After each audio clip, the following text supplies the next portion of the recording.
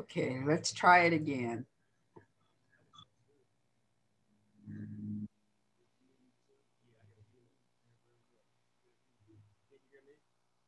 I can hear you. Can you hear me? Okay, well, we're good then.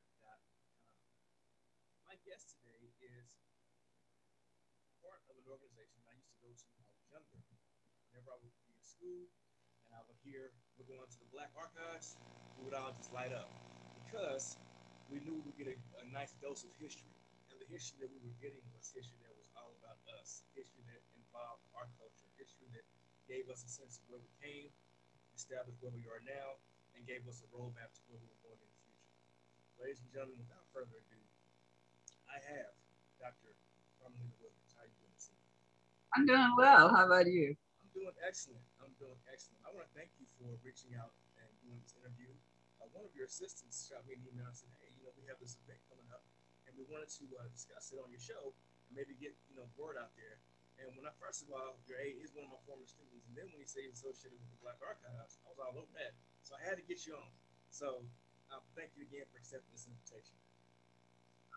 Thank you for the invitation.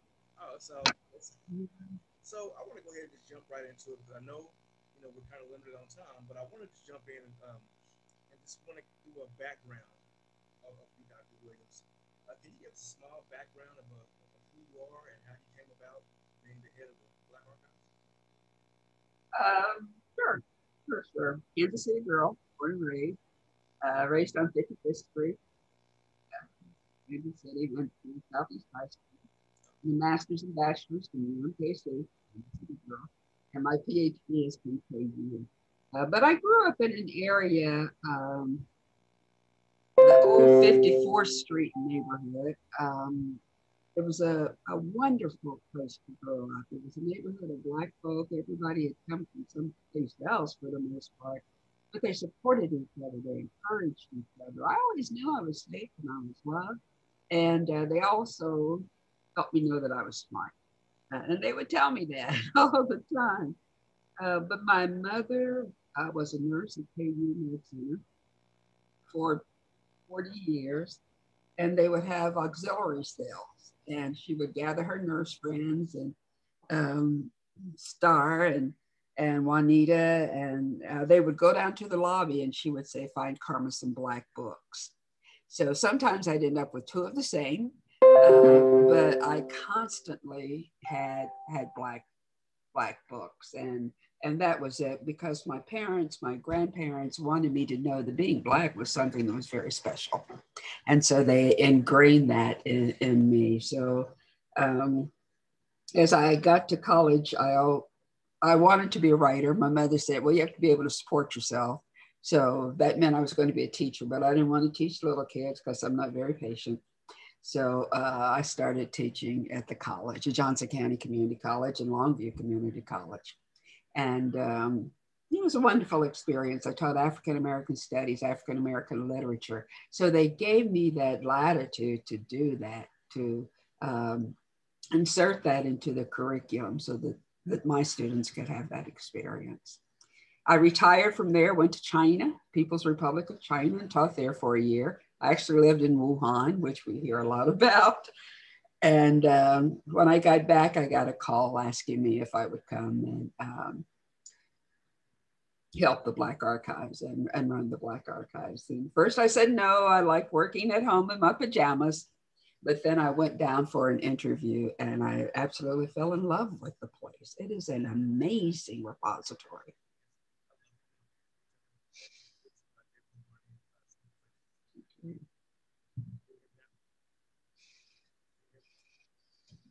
Can't hear you.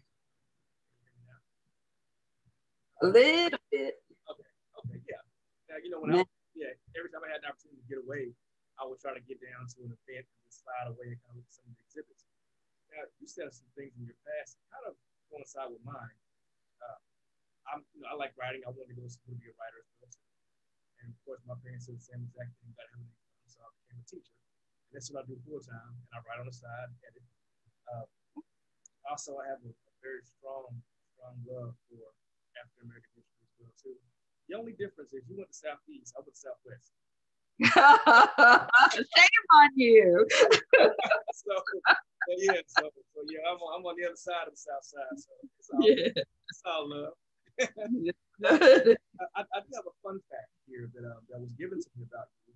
It says that you are also an Emmy Award recipient. The library won Kansas City Public Library. They had a Meet the Past program with Crosby Kemper III. And so they won the regional Emmy. And I played Zora Neale Hurston. I portrayed her on that program.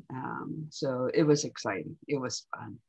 Wow. So I'm talking to someone who's an Emmy. So all you need now is the Grammy, the Oscar, and the Tony, and if you have it, you got it. It's on my list. And as soon as you get some more, you let us know and we get that interview in there. Okay. As soon as they hand it to me, you're my first call. Oh, yes, ma'am. I appreciate that. I'm humble. Now, you are now associated with the Black Archives. And what are some of the past achievements that the Black Archives It's an amazing place. We have had Horace Peterson, the late founder of the Black Archive, started collecting buttons and brochures and storing them in the trunk of his car. And he built on that. There are some incredible stories. They make me laugh. They make me embarrassed about my founder. But he would go in dumpsters. He would go in abandoned houses and attics, and he hit up everybody he thought had some kind of artifact or remnant about African American life. And he collected those things and he saved them. And the first Black Archive was at the Paseo YMCA. And he had a room there. And we made a documentary about him 2 years ago. Well, last year. And he rented an apartment after that, and the archives was in the apartment. And then they moved to 2033 Vine Street in the old segregated firehouse. And sadly, Horace didn't live to see the archives in the building that it is now. And it's 1722, East 17th Terrace. But I have people come in regularly, separate people, different people, saying Horace would be proud. And that makes me happy. I didn't know Horace. I had gone to a couple of exhibitions at the firehouse and spoke to him, but he was the director, but you know, we weren't hangout buddies or anything. But it makes me happy to know that what they're saying is that he would be proud of the way that we're preserving Black history. And that's what we do. We have a we have a wonderful collection. People are constantly donating things to us. I had been there about a week and saw a notice that we needed to come and pay the post office box fee. I had a stack of keys. None of them were labeled. I took a handful of keys down there in that notice, and the lady at the counter helped me figure out which one was our box. And it was packed full of things, including a pink slip that said we had some boxes over. So she took me to the boxes, and there were two huge boxes a man had sent from Rhode Island. And he said that his neighbor died and her daughters were just pitching her stuff out on the curb. So he went out and he collected stuff. And there were some wonderful artifacts in there, including ration books with ration tickets and all kinds of programs and history, the history of Black folk in this area. And he said, he woke up one day and said, it belongs at the Black Archives. So he mailed it to us. But that's what we do. So, and we have people researching disparate things. We have the Alvin Ailey collection. Our board member, Alan Gray, inherited Alvin Ailey's papers. So we've had movie groups, we've had researchers and writers come in and look through that collection. But we have had researchers from South Africa, from China, from Sweden, from Holland, from England, from China, from all across the United States, because we have that kind of information there. And we have a beautiful research and reading room. And people are constantly, today I understood that we were getting another collection. So that's what we do. As a matter of fact, some teachers and I were talking about actually coming down, just taking a tour and doing quick awesome things, doing more about Civil War and the activities led up to it and whatnot. Plus, I'm starting to read *To Kill a Mockingbird* in my class in about 2 weeks. So definitely, I would love to get more information. So I will be coming down. Please. Yes. Yeah, pre-COVID, we had lots of school groups come in. We need to set up a contract, if anybody knows how that happens, with the Kansas City and other school districts so that they can bring in youth groups for field trips. And the ones that we have been so excited about being there. Yeah, I know, like I said, when I was a youngster, I went to school and I went to my church group, and every time we went, it was always an exciting thing. Our favorite field trips were the Black Archives and also the Bruce R. Watkins field trips. So I always loved it there too. I'm a museum person. I like the Nelson, but when I was younger, the highlight of my summer in my school year was going to the Black Archives because it was like exhibits here. We're like all up on the exhibit, able to see it there. Oh yeah, I've had to tell some young people, oh, please get back a little bit, please. They get so caught up in it that they just want to get close and get a feel for it. And we have a lot of exciting exhibits there. We have the fixed exhibit, which has been there since they moved in the building in 2017, 2012. I wasn't there. But also, we have other exhibits that are going on too. We have partnered with the Equal Justice Initiative's Community Remembrance Project. So we have built, and what they do is they honor the people who were victims of racial violence, who were lynched. They have a brand new museum. It's 2 years old down in Alabama, and we are the Missouri site. So we have a place, an exhibit in the Black Archives. We've built it for 60 jars. And what they do is they identify where people were killed, take some dirt out from underneath where as closely as we can discover that the body hung, put it in a jar and put the person's name, the date, and where they were murdered. So we have 4 jars. We have another one coming, and we're collecting all over the state. We also have a mural, The Stories in the Soil, and it was done by a young Kansas City artist, Charles Swavey. He's young yet.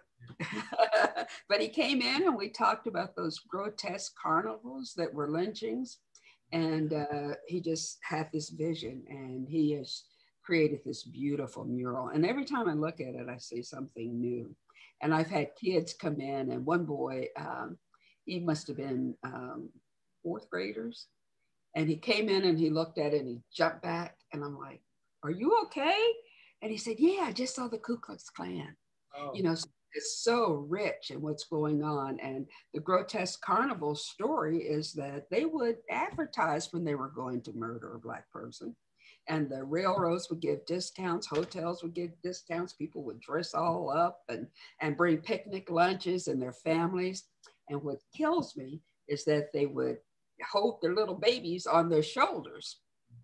So those little kids then grew up thinking that this was okay to be there with your mother, your father, your siblings, your aunts and uncles and grandparents, and watch a Black man be murdered. So they grew up thinking that was okay. So it's going to take more than just saying, that's not right, for things to change. And we know that, and that's what we're working towards at the archives. Leads to the next point. You all have an event coming up about. Hear me now? Kind of cuts in and out. Okay, how about now? Better? Okay, now it's good. You have an event coming up called Valor? We are Valor, African Americans in the military, and warriors. Mr. Mayfield, a local artist, has an exhibit. It's just taken down today, his exhibit, but he has some warriors. Most of his work is 3-dimensional. So we're going to have a male and a female warrior, because we want the young folks who come into this exhibit to see that it didn't just start. You know, these things started when in Africa, when we identified as Africans and when we were proud of that, and then into Blacks in the military here. So we're getting that exhibit now.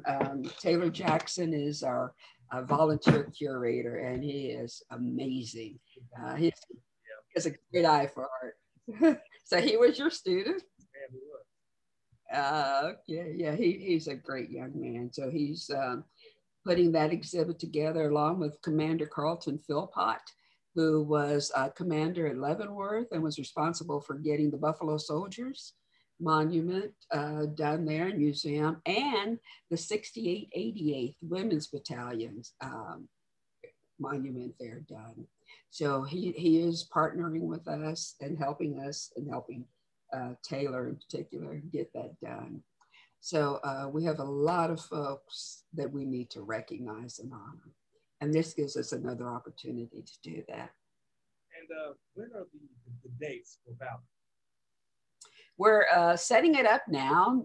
That's our Black History Month exhibit.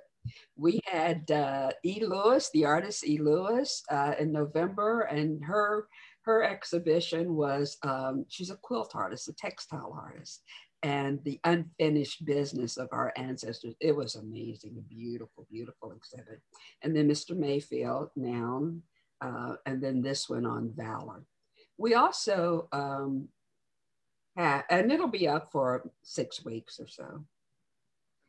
We also have the Women's Professional Basketball Association Hall of Fame there. People don't know the Women's Professional Basketball started in Kansas City by a man named Lightning Mitchell. And he had a woman who worked for him, went to work for the NBA. And he has letters from the commissioner of the NBA saying, "Oh, great job. Let me know how this goes." Well, the next thing you know, there's a WNBA. And then once the people with the real money take it over, then like the Negro Leagues baseball, then our people fade out. But he showed up in my office. I didn't know him, and said, I just want these women to be honored. So we have a Hall of Fame room there for them. It's beautiful. It's absolutely beautiful. That's amazing. Now, and we're talking about all these events, all these exhibits. And the cool thing about it is people can come in, check out Valor, check out your women's professional basketball league exhibit, check out your mural, come and talk with you. And also, while they're doing that, they can go and stop by the coffee house you are. Yes. Yeah, the name of it is Black Coffee at the Black Archives. So it's a beautiful coffee shop. The coffee, our vendor is Stewart Town Coffee. They're local, it's a local company. Mr. Stewart and his family are actually from Jamaica and have a coffee plantation in Jamaica. So we're getting coffee from them and from their place in Jamaica. And it's beautiful. It's wonderful. We also have a gift shop. And in the gift shop, we are featuring local artists. So we have local writers. When you get your book done, bring it down. Jewelry makers, clothing makers, just local artists. I told Rochinda Pickens is managing that for us. And I told our team, I said, I don't want things that I can buy from a wholesaler. You know, that's not the purpose of the Black Archives. And plus, we want to have a market for local folks. So that's what we have there. And there are some beautiful, beautiful pieces. We have dolls by Nedra Bonds, who is a renowned quilter and textile artist. And so we have some of her work there. In fact, I bought a piece, the first one myself. I don't think I was supposed to do that, but it's in my office. Her name is Sassy Susie, and I fell in love with her. So I bought her fast before somebody else did. But there are Black folks with so much talent in here, and we have a big, beautiful building. So we want to help them. We want to showcase their work. We want to give them a forum to sell their products. We're going to be open for breakfast and lunch, and Dainty Cakes, which is a Black-owned company, will be doing our breakfast pastries. And then we're looking for a company or somebody to do lunch. And we're going to have soup, sandwiches, and salads for lunch. So we're still looking for that person, but they're all local and they're all Black. And we have a beautiful, beautiful facility. And we're focusing on the community. We want people to feel comfortable. You know, just come in, get a cup of coffee, and then there are places to sit and talk. Have a meeting. Hopefully, after someone looks at this interview, they're probably interested in saying, hey, look, I have a catering company. So, you know, it's businesses helping out other businesses. Now, yes. Before we close, could you please give the address, contact information, hours for the Black Archives? Sure. And we have a genealogy center, so you can come and look up your folks. People were calling us every day. Can you look up my family? No, but you can come and do it. Archives is at 1722 East 17th Terrace in Kansas City, Missouri. That's 17th Terrace and Highland. So we're right in the 18th and Vine District. We share a parking lot with the Urban Youth Academy, the Baseball Academy, and the Community Center. And if you walk out the back door of the American Jazz Museum and Negro Leagues Baseball Museum, you're right at our space. You just come right down the sidewalk, and we're right there. Juke House is on the corner, half a block away. The Gym Theater is half a block away. So please come visit. We're open Monday through Friday during COVID from 10 to 5. Usually we're open on Saturdays. We haven't reopened on Saturdays yet. But we're open Monday through Friday, 10 to 5. Well, I'll be there after I get done. And it's free. It's free? There's no charge. $3.99, but you do accept donations, right? We ask for and appreciate donations, but we want to make sure that it's accessible to our community. At the Genealogy Center, there'll be a small charge, $2 or $3 to use the computers because we have to pay for stuff. But we want everybody to know that they can come to the Black Archives, and they're welcome there, and they don't have to have a lot of money to do it. Now, I will definitely be there when I get done with classes sometime this week or next week. I do want to meet you personally as as well as set up something where I can do a virtual field trip with my class.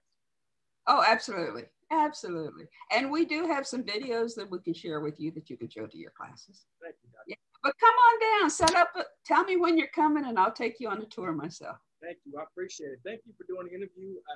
KUAW is going to be a strong supporter of the Black Archives and you and all the work that you do. So we will take this video and pump it out to all the organizations that we're associated with, all the pages. Please go check out Valor, check out the Coffee House, check out the genealogy, check out the exhibits, check out the mural. Go meet Dr. Williams at the Black Archives. Thank you again for accepting this interview, and we will definitely be in touch. Oh, thank you so much. Appreciate you. I'll be with you soon. Thank you. Okay. Bye-bye. Bye-bye. And I got Mr. Lewis coming in. Go up and click. It's right here. Go to admit. Scroll over to the right a little bit. Hold on.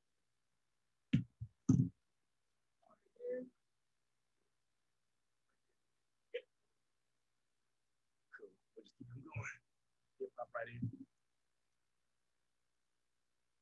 Okay.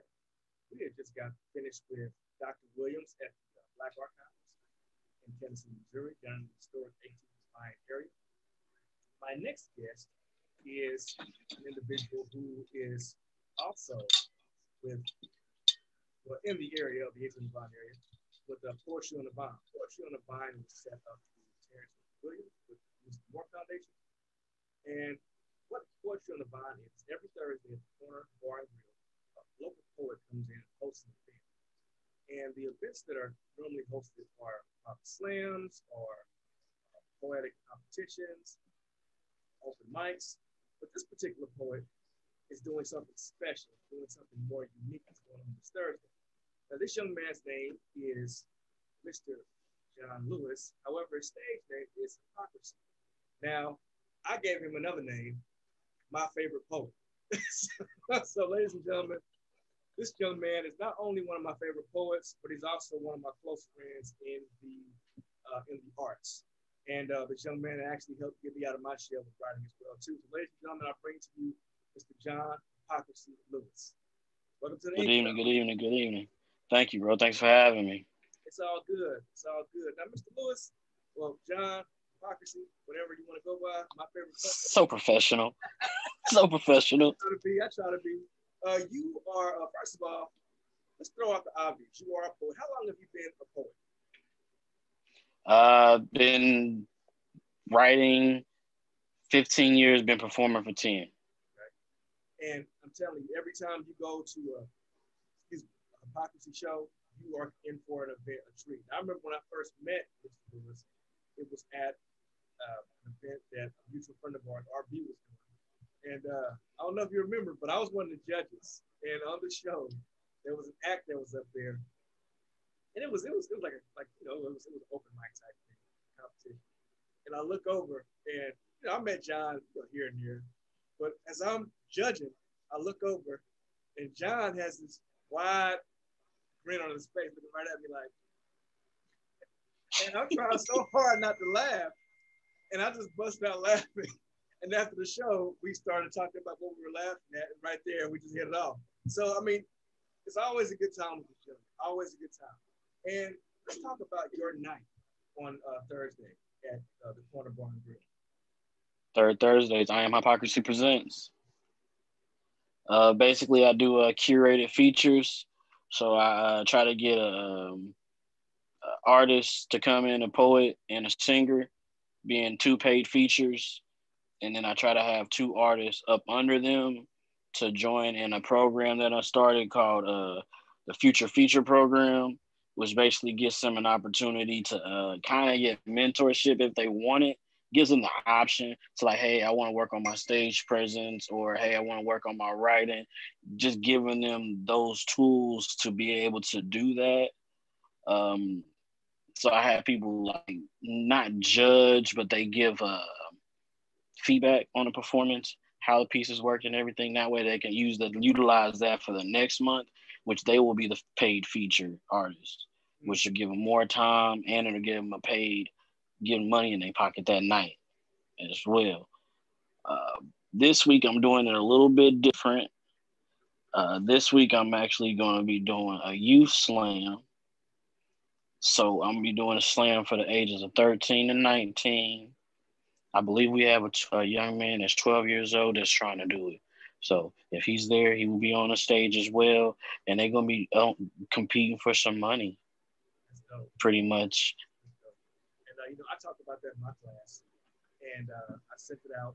Well, as a matter of fact, our kids talked about it on the show last week, and I shared it out to a couple of other individuals. And I think some parents are going to be actually bringing their kids to see more.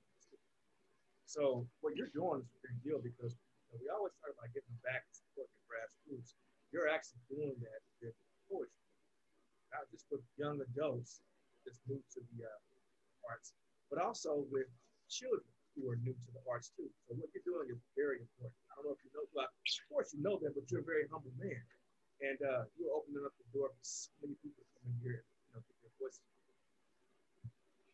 It's really just trying to give them more opportunities to be exposed to the world of poetry, knowing that they can get money if they want to get money out there, being if they want to be a paid feature or if they want to do slam competitions. There's multiple revenues in which they can do that.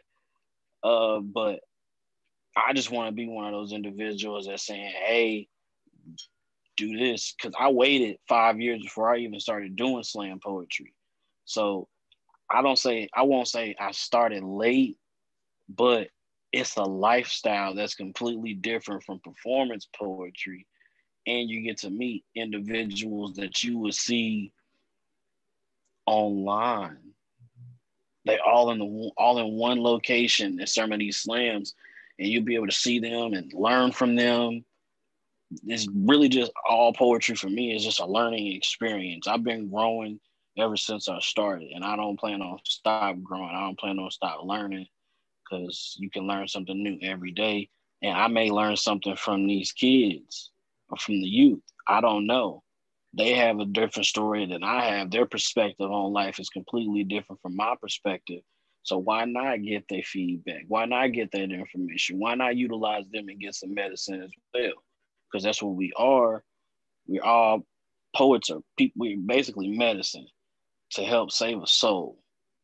We can't. You can't take us like a Tylenol, but you can take us in the heart and you can take us in the mind. Let us take over your eardrum and take you on a journey. So why not start with the kids? Exactly. And the good thing with that is when you start with the art actually grows as a child. So it's like the maturation with art is also maturing with the dough. And it started to blossom over the kid. And then, of course, it started to bear fruit, which attracts others to taste that fruit. And then, of course, plant seeds within them as well, too. You have to feel it. It's going to feel it. Feel it. Like I tell people, education and arts are two-way street. Like you said, I can learn from these kids. It's like they learn from me. And I think this Thursday, we're going to see a lot of that. I'm like, I'm off for it. I thought the idea to me, I said, express the word. So go ahead and drop time and dates. So it's gonna be January 21st. Doors open up at 7. Sign up for the slam is at 7:30. The slam itself will be at 8 o'clock. And I also have someone there that will be doing a Q&A basically. So instead of doing a feature, I'll be doing the Q&A portion of the night where the kids can ask questions to an artist that's actually in the field getting paid so they can get those tools in their head now. Then, hey, so somebody that actually knows ins and outs more than I do, but they can also get them information on like grant proposals and grant writing to help perpetuate that, hey, we can get money for this as an artist. We can get money for this. They want to pay us to do this full time. So why not try to learn that now instead of going to college? Well, I mean, going to college is great. Do it. But working at 9 to 5 and it's not something that you technically love, you eventually start to despise the job that you do. And that makes you want to go and that makes you find another job. And then once you get tired of that job, you'll be doing the same thing. So why not start off doing something that you love? And then if you want to get a job, get a job. But you still, you know, hey, I'm done with this. I'm about to go and do this full time. I got shows that I got planned out for months. I'm gonna do this full time. I'm gonna just keep doing it. We need more poets like that. We do. And we need more people that have a mindset of, man, I can be my own boss, anything that I do. Now, earlier, prior before you came on, I had Dr. Carmelita Williams, he is the director of the Black Archives. And there will be an event at the Black Archives, Poetry, February 27th, 5 o'clock p.m. to 8 o'clock p.m. It's going to be Black History and Poetry at the Black Archives. Now, the reason why I brought that up is because Black Archives is on 18 history. The poetry, the poetry events at the Corner Bar and Grill, Poetry on the Vine, is on the Vine next week. I'm looking at a renaissance. What we are doing in this area is a renaissance of our heritage, of our arts, and of our culture in an area of the city that was ours, that was Black owned. How does it feel to know that you are one of the members on the front line of this renaissance of our culture in the city?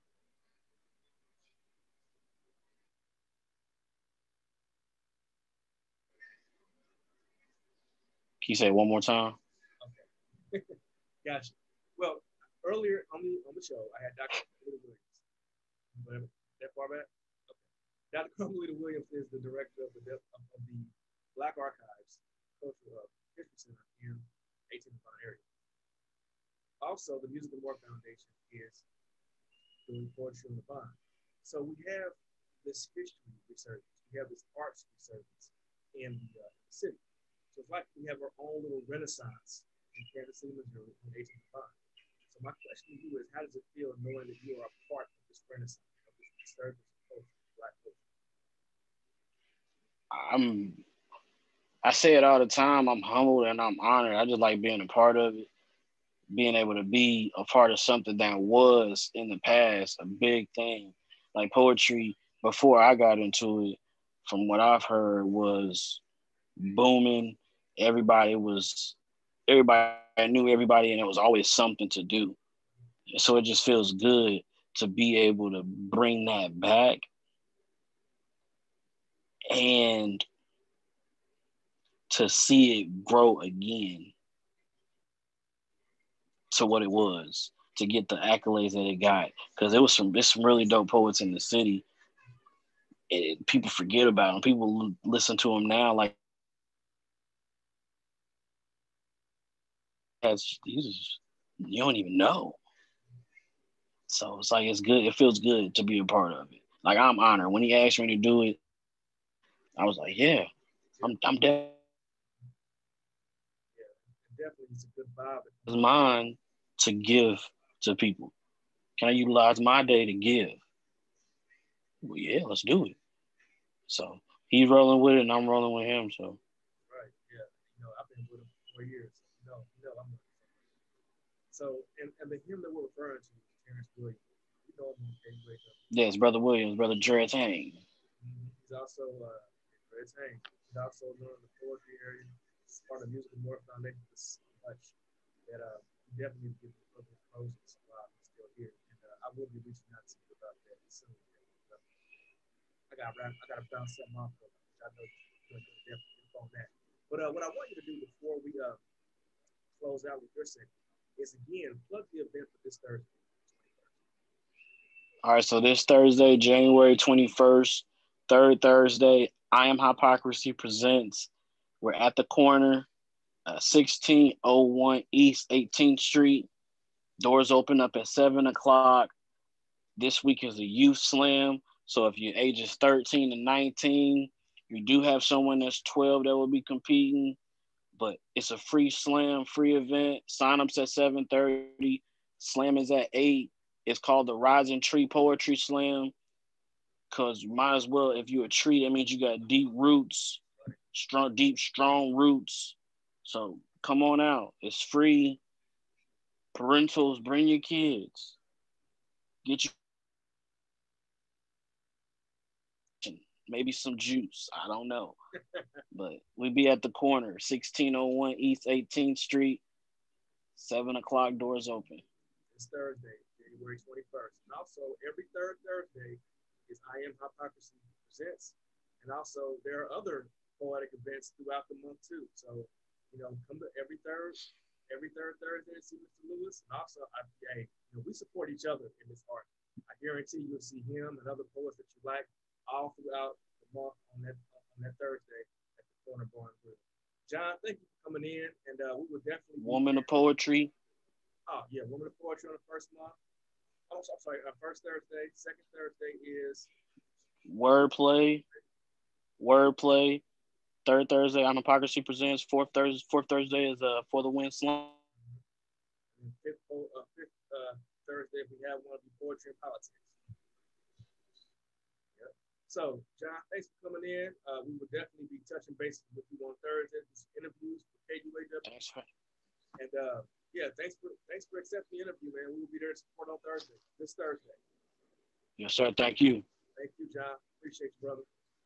All right. Peace and blessings. Same to you, my man.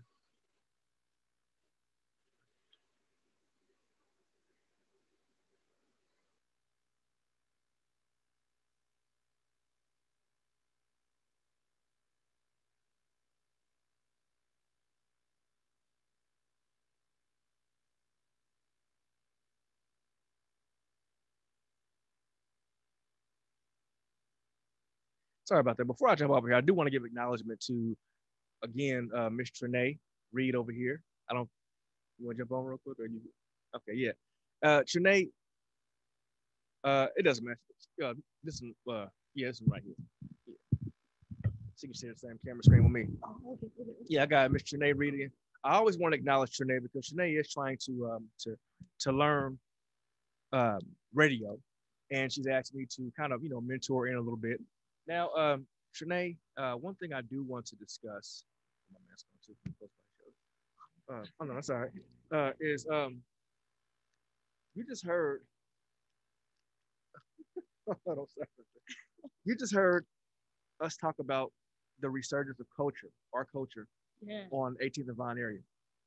How important is that for someone of color, someone who is of African descent, someone who identifies as being black, to see their culture? I mean, just popping up out of the ground as if it's like Oh a man. world. I mean, there is a lot.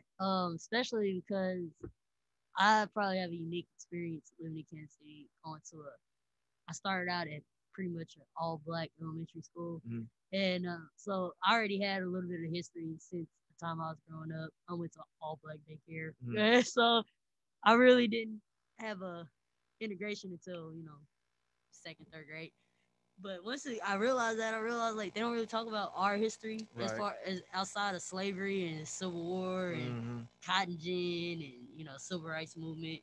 You don't get to learn the little stuff like the who invented the stoplight and the ice cream scooper and the mop. Like we Mm-hmm. don't get to learn the cool stuff, the video game, the cell phone. Mm-hmm. So it's pretty cool, especially like my favorite thing on 18th and Vine is the Negro Leagues Baseball Museum Mm-hmm. and Jazz Museum to be specific. But that whole museum is just awesome, like interactive, all that. Well, just like Dr. Williams was saying, we need to go check out the Black Archives. And I've been down there for a couple of events, but I'm gonna definitely go down and do Yeah, some things for definitely my check that out. classes. And then of course you have all these restaurants popping up down there too. And then Yeah.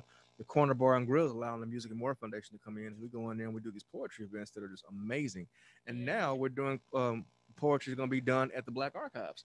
So Nice. you have all these wonderful things happening in this area, and the thing that I'm seeing is not only is it attracting black people, you have other races, white people, other races going down Oh there to yeah. learn about us Oh and yeah. see us in a positive light. So how important do you think that is Oh for yeah. people who aren't African American to come down and see positive things about our culture? it changes the narrative, especially if all you see of black people is what you see on the news or what you hear in the newspaper and stuff. Like it changes the narrative when you realize how much we have contributed to this country outside of slavery. Like we've contributed a lot outside of free labor. Like we've had a majority of our everyday inventions were made by black people, and that goes so far under the radar. So it just changes your light. You get to appreciate not only just the culture, but you get to appreciate the art, the music. Like you can understand why certain things are done certain ways in our community.